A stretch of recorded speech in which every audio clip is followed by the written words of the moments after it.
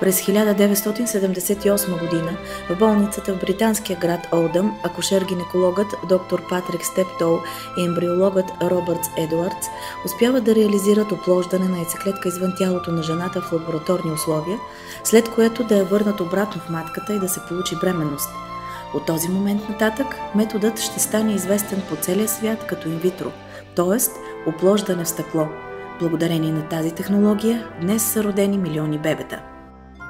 Методът се прилага в зависимост от медицинските изследвания на двойката и с течение на времето се появяват нови техники при прилагането му. Това става в случаите, когато естественото оплождане не може да се случи. Инвитро протича на няколко етапа. Първият е подготвителен с прилагане на хормонална стимулация, вследствие на която да се появят достатъчно на брой годни за оплождане яйцеклетки. За целта, за всеки отделен случай се изработват индивидуални протоколи, които зависят от състоянието на яйцеклетките на конкретната жена. Може да се прибегне и до така наречения естествен цикъл. Поради по-ниската си ефективност, този подход се прилага основно при жени, за които хормоналното стимулиране е противопоказно. След като се прецени, че има годни за отделяне яйцеклетки, се преминава към пункция. Тя се извършва посредством ултразвукова сонда игла, чрез която се събират озрелите яйцеклетки от тялото на жената.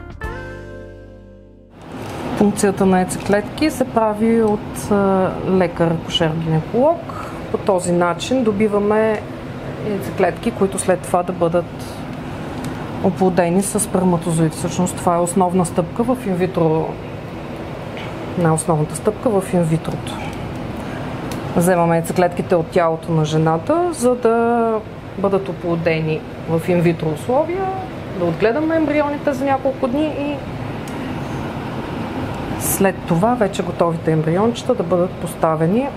Намираме яйцеклетките, след това те трябва да престоят 3 часа в една среда, да доозреят, ако не са озрели.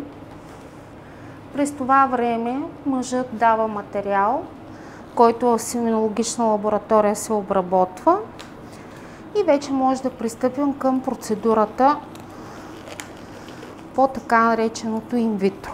След като минат 3 часа, яйцеклетката, ако се подлага на икси процедура, се уронва от определен слой от клетки, които се наричат кумулусни клетки. Те я предпазват.